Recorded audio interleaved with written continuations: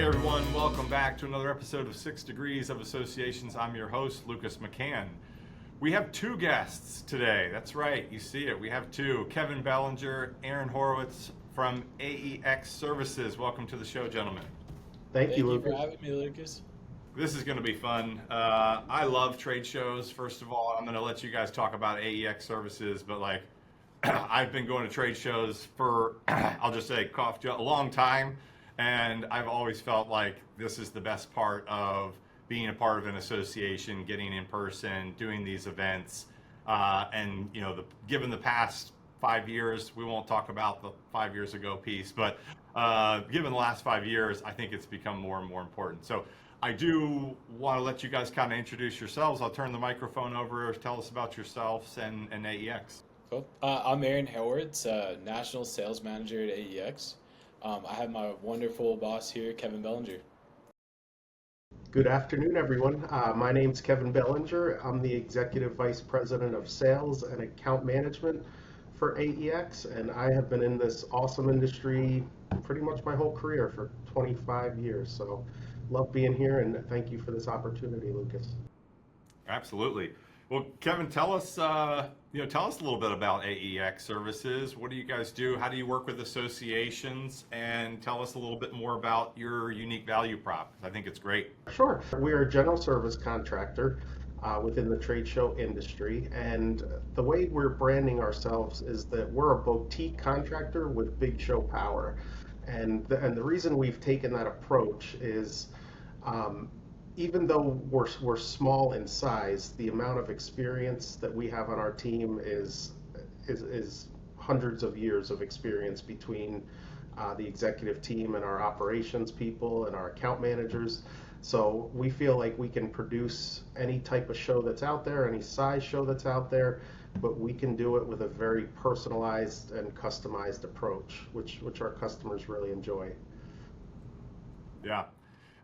I think that's great. And we were talking kind of before the show. I was saying I think some of the best suppliers to our industry have been just very much mirrored what you all have done, which is kind of hand selected and hand chosen people from the industry who have worked for or with some of the larger organizations and have put together the dream team, the Avengers of trade show services, to give what you said, the big show power. So you have all of that knowledge base, but something that's a little bit more nimble, flexible, if I'm using the right terms here. Yeah, it's funny you say that. Sometimes I'll refer to ourselves as SEAL Team 6 to clients.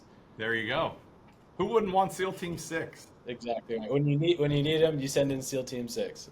Yeah. Well, tell us, maybe a couple of examples might be nice. So how does this look in practicality? So how does somebody feel that value prop? So one of the things we're doing, and we just made a presentation to a group yesterday, and they valued it and appreciated it. But when we say we have executive engagement, we literally do. So every one of our salespeople and account managers have an executive captain assigned to the event. So it might be myself, it might be our chief commercial officer, it might be our COO, it might be our president. But every single rep at our company has someone that is tied to that account. And in a lot of cases, when it comes to strategy meetings, which often happen once or twice a year, we bring our entire group together and we get on a video call with our customers and we listen to what types of challenges they're having, what types of problems, and we collaborate with them. We collaborate on what we're seeing at the other events that are successful, what we're seeing that isn't successful, and then we try to work with them to develop a customized solution to overcome whatever that challenge may be.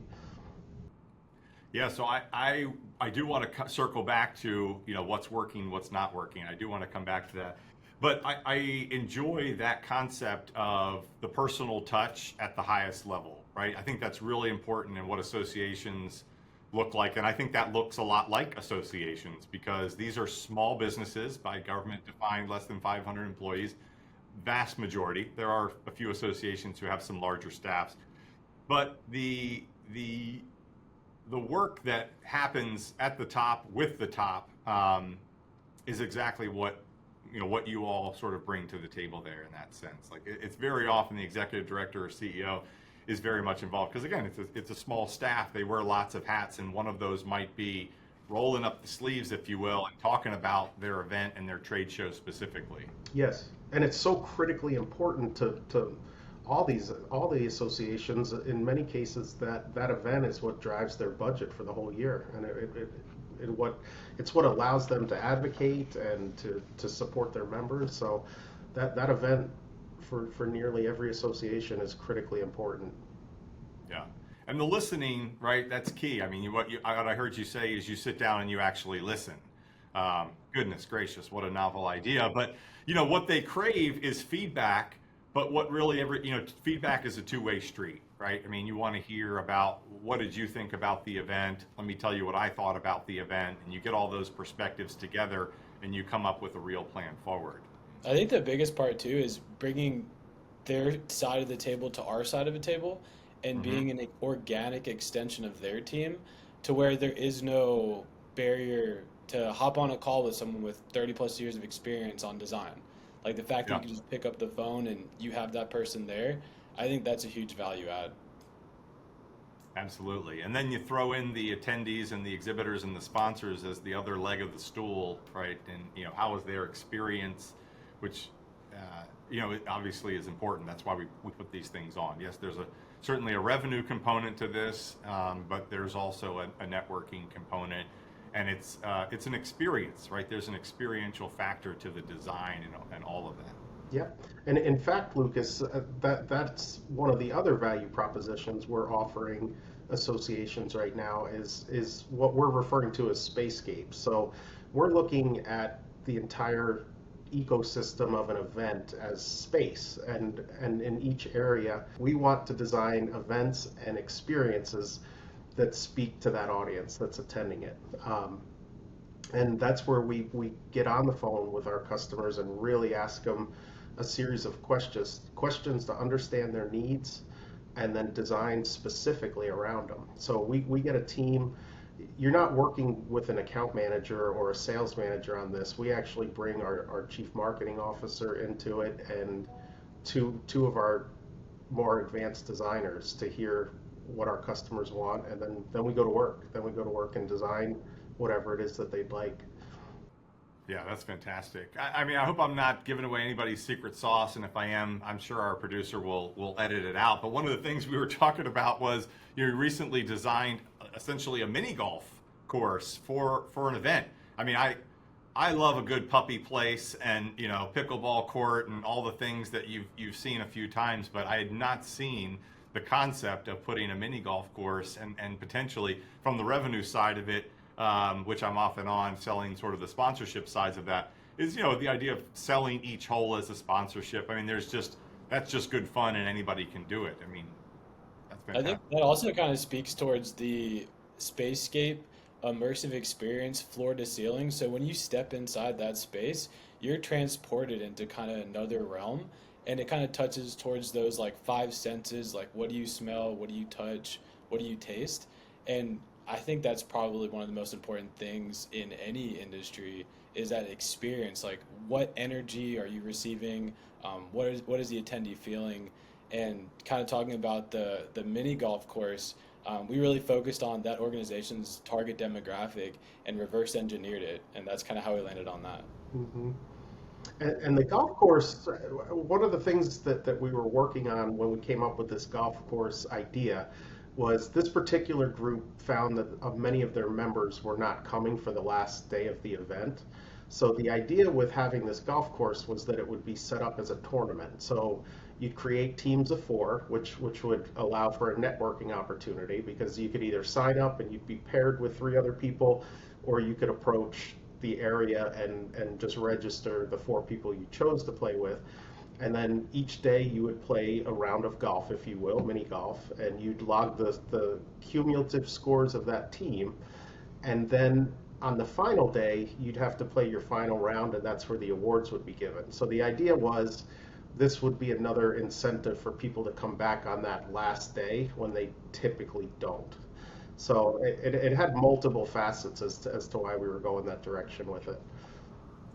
look, low barrier to entry. Anybody can putt a ball, Right. and but there's a competitive spirit, right, amongst people. Typically, a certain group of the people at an event, and so it taps into all of that.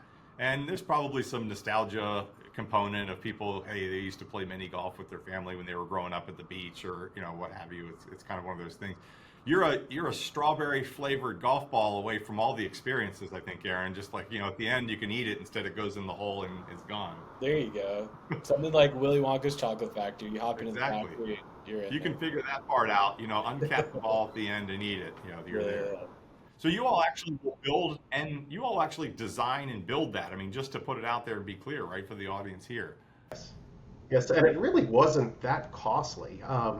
And the idea, and you mentioned it earlier, was that it would be sponsored. So it could either be each hole sponsored or the entire area sponsored. So the idea was that it would be a cost-neutral activation. Well, the engagement. I mean, again, I can't speak to, people want to go to an event for an experience and to network and to learn and do all the things. But whatever it is, there has to be a feeling that when you walk away, regardless of the group, right? So typically you say, well, that must have been only a group that can do really extroverted people and must be a really fun industry. And without giving it away, it wasn't necessarily. Is that correct? But they would still do that. That's the brilliance of the idea there, and putting in something, especially on the last day, that puts all that together. So I think a big part of that too is these organizations are looking for a group that'll sit with them and ideate, and not necessarily just being order takers. We really do take the time and come up with these activations with the organization that really does draw that next level of engagement or attention, and really also affects the bottom line too. yeah, you may get a bunch of people then after this post of you calling to build golf courses. I'm sure you'd be okay with that. But again, I may come to you with some of our clients now because I think that's just a great idea. So we're going to circle back to that. That's one of many, Lucas. Again, well, there you go. Planting the seed. If there were 20 more ideas like that, maybe we put it with the episode and just put out some other thoughts here to start to get the mind churning. Oftentimes, that is what a lot of associations want to do, is they're looking for, I need a bank of ideas. Like, we'll get calls and say, hey, I've run out of ideas. What else could we do? Right? It's not their gift or their goal to come up with the ideas. It is to execute as part of the association. Everybody could use a little drip of innovation every once in And a it's while. fun too. I personally enjoy that part almost the most, is having people come to us, this is kind of what we're looking for, and sitting down and really ideating and making sure it kind of fits what their objectives are. That's great for me. And then seeing it turn out to be something you could stand on and put a ball into, I think that's amazing. And we had a different customer that they had a fairly affluent demographic. And when we interviewed them, we found out that these people really enjoy lifestyle things. And one of the things that they enjoyed was premium alcohol, whether it was tequila or bourbon. They liked premium drinks. So we designed a speakeasy for them inside the event hall where they would have tastings. Um, and then it was fun. Yeah, it was really fun. And it looks awesome. It's an experience within an experience. Well, yeah, exactly. I mean, those are the things as from the sales side of things, as going to hundreds, I'll say, of trade show and networking events. We'll often say in conversation, I made a relationship with somebody that I've had for 15 years. I've known them for 15 years. I could call them up right now on the cell phone, and I didn't actually meet them on the show floor. I met them at the event after, or I met them at the event within the event. And there's just as much, if not more, thought that I think needs to happen about in and around the event than just the booths and how the aisles are created. And yes, and I would say. One of the best places that I've had success meeting people, it's on the bus. Going from the hotel to the convention center, I always seem to meet a new person because you have to talk to them. You sit right next to them. So, and you don't know who you're sitting with most of the time. You just get on and you wind up meeting someone new. It's so true. Ride the bus, everybody. Yeah. You want to meet a new person. And if And you it's don't sustainable. Yeah. What about on the flip side of that? What are the things that association executives and planners are not thinking about as it relates to it that could that could trip them up if you get some thought, right? You're thinking about the money, you're thinking about the attendees, the volume, how to grow the show, and what's one or two things maybe that you don't forget about X, Y, and Z? So, well, there's a lot, but I think right now what I'm hearing quite frequently is how to set up these events so you're speaking to all the different demographics you have, because the generational gaps are wide, and what these different demographics like and want and their goals at the meeting are very different. So I think the groups that are the most progressive right now are really identifying how you reach these members and speak to their different needs and wants. And I've seen groups do it frequently now, but you'll see, for example, with the younger generations, a lot of them are remote. A lot of them don't get to go in and network and see colleagues. They don't get the mentor programs that they might have gotten when they were in the office. So we're seeing many groups now create those types of opportunities at their events. They'll have mentor programs. They'll have areas, for the young professionals where they can gather on their own. But just as much, they'll have other areas where they can partner up with someone that's been in the business for 20 years and develop mentorships. So that's something that I see trending is making sure that your event is broadly appealing to the different generations that are going right now. Yeah. How are they thinking about making the connections, right? Again, if we want to roll the clock back 15 years, you have the event, you open the bar, people know how to talk to each other, they figure it out. There weren't as many cell phones or any, and you were almost forced to talk to people. Now there's these devices. How do associations thinking about, I'll say, forcing connections, because it takes a little bit more thought than, drop some booze in the corner, and let them figure it out. Yeah, well, Lucas, you're right. That the older generations, I think the booze still works, but from what I've read, the younger generations, I saw a statistic recently that said 60%, 67% of the young generations don't even want alcohol. They don't enjoy it. They don't want it. So creating mocktail bars right now is a hot thing to do for that generation. But I think you see the gamut when it comes to connecting people. Many groups now they're allowing you to connect in advance, so you can go to a website, see which members are coming, meet up, so you can get an introduction beforehand, and then you make plans to see each other on site at the event.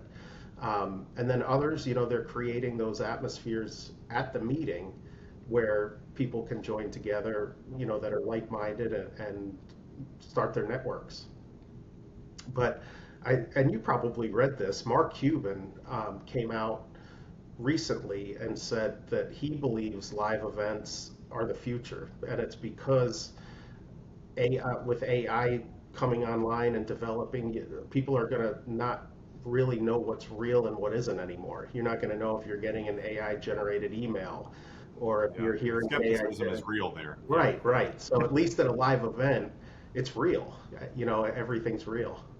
So we're excited. We're excited to be in this industry because everything points up right now. Everything points up that this industry is going to be healthy and grow, and people want it. They want to get together. An organic connection. I feel like I got a robocall the other day and I thought it was a real person. And then when I figured out it wasn't, I was just like kind of disappointed. I was like, I missed the guy trying to sell my extended car warranty and it being a person. So I was thinking, I was like, I missed like that human connection even more so. Like I'm about 30, and just meeting other individuals from outside of the computer screen in person, I think is even more of a value add now than ever too. Oh, I agree 100%, Aaron. I've started my volume of email is way up, my robocalls are up, and yes, it's just something you can't fake is an in-person meeting. Here's how my mind works. I'm in the shower the other day thinking about how can I come up with a question that would qualify if the person on the other end is an AI bot. Like, yeah, well, tell me about your daughter, Sam. And If the AI bot can figure out something as weird as that, like what are you talking about? I don't have a daughter, Sam. Like, how sophisticated? What is the stump question on the AI bots? That's where I am today. Organic intelligence is going to be the new commodity. Right. Yeah. I like a typo. If I see an email with a typo now, I'm like excited. It's like they actually wrote the email. That's great. Well, now they're going to learn to like mix in some typos now. Thanks, Yeah, Aaron. Yeah. You've yeah. ruined the algorithm for everybody. It's true though. Where do most associations miss the boat in putting their events together? I mean, where in sort of the post-mortem of the event, they look back and go, "Hey, I wish we had done more of this," or "I wish we hadn't done that." Where is most of that feedback conversation landing these days? Well, maybe I'll answer this in a different way. One of the things that I commonly see with show organizers when they put out events to bid, specifically for general service contractors, is they haven't realized the value of what their exhibitors spend. And I try to spend a lot of time just being transparent, that at the end of the day, when a contractor sets up a meeting, there is a total amount of cost involved, and it's a matter of how that expense is divided between how show management is billed and how the exhibitors are billed. And the way that the model in the United States is set up, generally speaking, exhibitors pick up 80 to 90% of that cost, and then the management is typically 10 to 20. And like I said, that's just on average. But I think there are a lot of managers out there right now that don't realize how valuable that exhibitor side of the revenue pot is, and how small pricing changes can really impact their bill. So example, if it's $1 million account and $800,000 is coming from the exhibitors, if a contractor bids 10% higher on the exhibitor pricing, that's another 80,000 that goes to them, or it could offset their show management invoice one way or the other. So I try to put the power of that decision in the hands of an association executive, so they know, we can drop the exhibitor rates by 10%, but it might mean your invoice is going up or vice versa. And then they're part of that decision as to how it's spread out. And then in terms of what they're missing on the event side of it, I think many of them are just missing the opportunity to reach all of their members in a meaningful way. There's still a lot of groups that haven't adopted to the fact that everyone wants customization. And it can't be one thing or one way fits everyone. So the groups that are really customizing around the different demographics and personas they have are the ones that I see really succeeding and growing.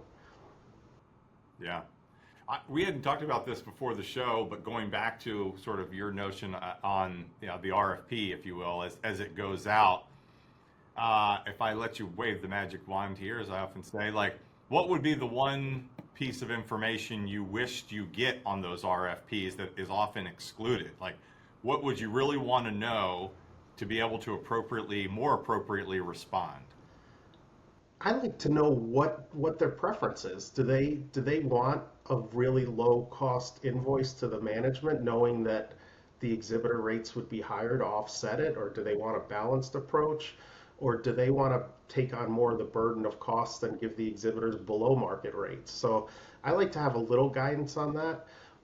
But most importantly, I really value the RFPs that come in where they give us a lot of background about what is a problem for them or what is a challenge and what they're being tasked with doing. And typically the groups that we really engage with are the ones that are willing to let us interview them either before or after that RFP comes out, so that we can get a better understanding of where they're trying to take the event and the organization, so that we can custom tailor a proposal for them. Yeah, transparency and communication, those are the two words that kind of came to mind. Absolutely. Yeah, well said. Nothing worse than a vague RFP that doesn't give you any context, and like, are you just here shopping for a number? Like, I want the relationship, the partnership to be more than that, And I think even better, Kevin, to your point, is what's really important to you. Well, what if you had to prioritize your top three goals? How would you rank them? And what does success look like? That's my favorite question. You just answer that. Like, what does success look like at the end of this? And they say, all my members leave and want to come. All the attendees leave and want to come back the next year. Okay, that's a good starting point. What's number two? Okay, well, I got a lot of feedback last year that the food was terrible, so we need good food. Okay, good, thanks. At least, the more that you can know on the front end, I feel like the better you can put together. It's like, any cocktail party. Okay, well, who's coming? Why are they coming? And how do you want them to feel when they leave, other than maybe a little tipsy? Yeah, yeah. We always say the feel, think, know, and do. How do you want them to feel? What do you want them to think? And what do you need? What do you want them to do at the end of the day? So we typically approach it that way, and people love that. They love going into an event or an activity with purpose when we approach it from that standpoint. I almost feel like it's a transfer of energy, dude. Because even before this industry, I would go to an event or a trade show, and you can kind of feel that there was a lot of attention given to X or Y, and that kind of resonates with me. It's like, okay, that has like a higher depth of meaning. And on a little bit of a tangent, I was just in Italy recently, and you look at the architecture and how much time they put into like a post office. And it's like I don't see that attention to detail in many other things in life, and I think it hits you on almost like an energetic level, seeing like that level of attention being given. Yeah. And Lucas, something we didn't touch on earlier is the relationship aspect of the general service contractor and the organizer. Um, I can truly say some of my very best friends in life have been customers, and I've known them and worked with them for 25 years in a lot of cases, and some have been to my wedding, my kids' events, and vice versa. So, at least in our industry, that relationship is so critical to the longevity that you have with an account. Um, and it's also meaningful because many times association execs move. They'll go from one organization to another, and if you have that solid, trusting relationship, they'll bring you with them. Yeah, if they like you, why wouldn't they? Right. Right? They Right. like you first, and then they like your work. And I think a lot of that is also true for teams. I mean, one of the things that you share, Kevin, is a passion for building teams. Tell us a little bit, more about that. What does it look like for you today? And I know as we go through our careers, we learn to emphasize that more and more, the value of culture and teams and the effectiveness of that. But tell us more Yeah. about your thoughts. Well, I'm passionate about it. I'm just passionate about developing teams where people love to come to work every day and that they're motivated, excited, and supported. And I put every bit of my effort into that, is to making sure there's an environment around each employee where they feel passionate about coming to work, that they feel supported, and that they know mistakes are accepted, and there are no bad ideas. It's a place where we want people to press the limit and to grow, to have opportunity for promotions. We want people to be able to make decisions. And that has been what has been so exciting to me about coming to AEX. I'm not there quite a year yet, and I was at my previous employer for about 23 years. So when I came here, I had the opportunity to really build a team from scratch. We just started an account management department, which the company didn't have. We have a lot of new salespeople that have come over, and many people that I've worked with at prior organizations have all come together here. And every person that we're putting on the team is handpicked, and culture's number one. We believe we can teach people the job, but we want every associate to treat each other with respect, and certainly every customer like they're the most important person to us on this planet. So yes, culture is incredibly important to me, and I want the people that work with us and here. I want them to be here 20 years from now. I don't want them to be here 3 years and then just move on to their next step in the ladder. we want to create a place where they can grow and that they're satisfied and they're happy. And one thing I heard Kevin say a while back that just kind of resonated and stuck with me. I don't even think you know this, Kevin, but I picked up that he speaks about internal and external customers and how they're both equally super important. And whenever I do have an interaction with a colleague, I feel internally now I'm holding myself to a higher standard in terms of communication and transparency, and just being nice. Not like I wasn't prior, but having that in my head of your internal customers, that's one takeaway from Mr. Kevin Belanger. That's fantastic. In the last couple of years, I've been coaching my kids through basketball. So I grew up playing basketball. And I think what's kept me in it is I've slowly started to realize the parallels between high performance teams and high performance sports teams, right? The parallels I think are just continue to be fascinating from the coach's perspective. So I entered the coaching arena as a former player, right? A good former player, if I could say that without sounding arrogant. And so I didn't say great, I said good, to be fair. And I thought that that would make me a really good coach because I know how to play the game the way I played the game. And what I learned over that period was coaching is way more about bringing them together and making them a unified team, like a real team where they do what you're saying exactly, Kevin. They communicate, they pick each other up, they celebrate together, they're in a unified vision. And if I can get a sports team to play together, eat together, talk together, share the experience of losing and winning and get beyond that and still be with each other, I can win with a mediocre team if they do those things. I can beat a team that's much more skilled than me if I, as the leader, also important, communicate to them what the goals are. So as the leader of the team, I have to communicate all the value that I've learned in bringing them together for that common cause. However, I still have to hold a very high bar, right? There could still be, and you don't cut people because they missed a shot, but you cut people if they're performing below the standard. That still has to be part of it. And that I've learned is also just respectful to the rest of the team. I don't think you could have said that more beautifully. Yeah, no, I mean that you're exactly right.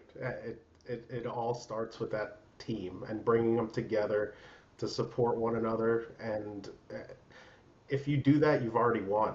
I mean, you've won. So beautiful. And win or lose, people will want to be part of that team. Yes. Right. By the way, everybody wants to win. Yes. Yes. On high performing teams, everybody still wants to win. Individually, they want to score points or they want to contribute defensively or whatever the metaphor you want to use for the individual contributions. And I'm talking basketball specifically because, again, that's just the lane I'm in. Mm-hmm. And the same applies to a high performing team in business. Yes. Yeah. That's well said, Lucas. Well, that's my recent passion as Yeah. I ride along in business and life. I think more of everybody's like work-life balance. I'm looking for work-life parallels. Uh-huh. Yeah. And that's one that I found that helps me integrate my passion for both. Yeah. Wow. Well, everyone deserves to be safe and happy, right? And if you create great teams, they have both. Yeah, and dream big and try to win big. Yes. Well, let's do some lightning round questions, if you will. And I teed you up for some of these, so hopefully we're ready. But I want to hear your favorite city these days for hosting a trade show. And I had shared mine's still Nashville. For those, it's sort of like if you know, Nashville. But you guys get around a bit, and you get to go to do some of these events in different cities. What are your favorites these days that people should be thinking about? I mean, I hate to say it because I think Kevin and I share the exact same city, which is not fun, but I love Houston personally. It's super walkable, cost efficient, logistically, there's tons of room for 18-wheelers and all of that. The people are super friendly, the food's really good. I'm not sponsored by Houston. This is like actually my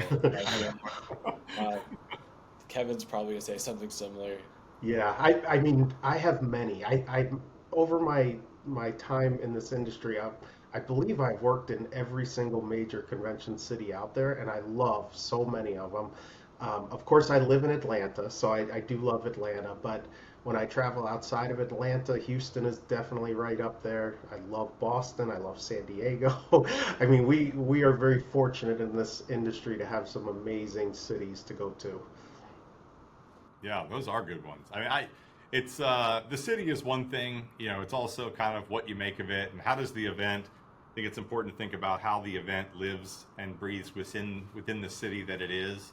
But I like the events personally that kind of intertwine. You're not just in the convention center all the time. They take advantage of. Do they have a zoo? Do they have an aquarium? You know, do they have somewhere where you can go that's unique? Do they have a Fox Theater or something where you could host a meet and greet and get out and make it more than just sitting inside a convention center. No offense to convention centers. Most, there is some differentiators to some of them, but once you're inside, a lot of them feel the same. With ceiling height might be different, and some have newer lights. But There's a lot of concrete. A lot of concrete. it's a lot of concrete. Next Absolutely. podcast, you bring on a concrete team. Oh, there we go. Yeah, tell us all about concrete. Yeah, I'd love yeah. to hear how you put the fun spin on that one. You make it How so about looking at your calendars, right? We're entering, not the age of the episode, we're entering the fourth quarter of the year, getting close to the beginning of the next. Tell me about some of the things that Kevin and Aaron get on their calendar here at the first of the year. And these aren't I'll pencil this in, it would be nice to do. It's like, it's hard ink, it's going in. Yep, I'll take it. What is it? January, I think 10th or 11th, PCMA, beginning of 2026. And then right around that time, I like to take like a cabin/winter trip. I'm in San Diego, so we typically go up to like Big Bear or Mammoth or something like that. I'm a surfer by, I guess, love. I love surfing. Yeah. So that's my one time to surf on a mountain and go to Oh, there you PCMA. go. Why PCMA? I think next to Expo, that is one of and ASAE, I think PCMA has like the greatest, I don't know, they're all awesome people. I just think maybe my personal friends in the industry go there. I just end up having the most fun there, to be honest with you. And the networking experiences, I don't know. I always feel like I always fly home feeling the most like uplifted after PCMA than some of these other events. Nothing against them, but I don't know. PCMA, I would say. Shout out to PCMA. We Yeah, might have to shout bring out them on to PCMA. figure out what their secret sauce is. Yeah. And for me, the first thing I do is take a look at my personal life when January rolls around.